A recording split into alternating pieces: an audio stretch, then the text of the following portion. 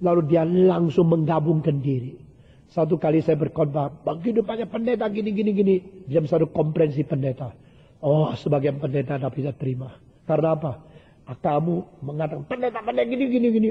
Seolah semua jelek, cuma kamu yang baik. Akhirnya di dalam konklusi khotbah, saya mengatakan, kita semua pendeta sama-sama jeleknya.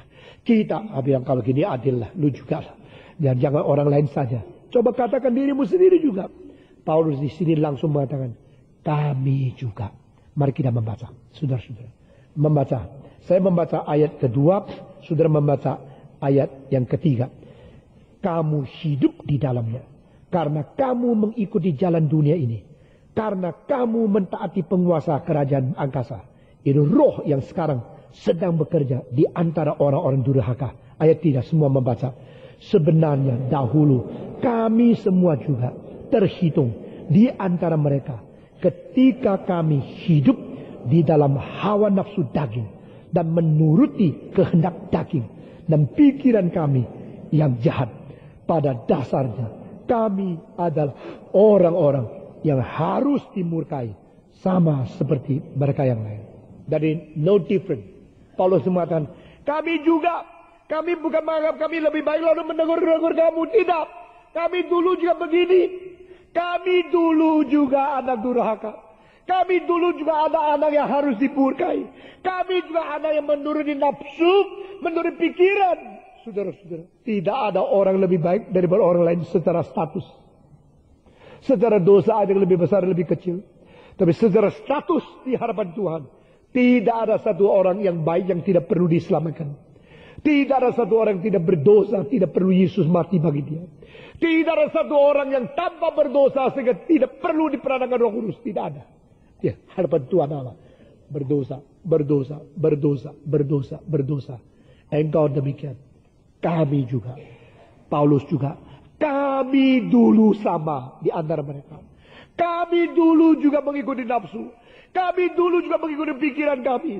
Kami dulu hidup di dalam dosa. Dan mati di dalam dosa.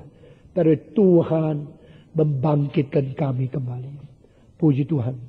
Minggu depan akan kita bicarakan. Bagaimana Tuhan menghidupkan kembali. Orang yang status rohaninya sudah mati. Di dalam dosa. Bagaimana Tuhan berinisiatif. Bagaimana Tuhan berkuasa. Kini Tuhan memberkati kita masing-masing. Dan pada pagi ini. Saya mewakili Tuhan. Saya memberikan satu tantangan dan panggilan kepadamu. Tinggalkan dosamu. Buanglah kejahatanmu. Dan akuilah dirimu adalah orang yang terpisah dari sumber hidup. Yang mati dalam dosa. Dan minta Tuhan memberikan kehidupan yang baru kepada engkau. Sekarang juga. Mari kita tunduk kepala. Kristus sudah mati bagi kita. Untuk menyelamatkan kita dari kuasa dosa dan maut. Siapa yang berkata Tuhan. Saya sadar. Saya tidak ada hubungan dengan Tuhan Allah. Saya sadar saya terputus. Saya adalah orang yang beraliniasi dengan Tuhan Allah. Dan hari ini. Saya berdoa kiranya Tuhan membawa saya kembali. Menghubungkan saya kembali. Sehingga saya boleh mempunyai hidup yang baru. Saya minta Tuhan memberikan pengampunan dosa. Kekuatan baru kepada saya.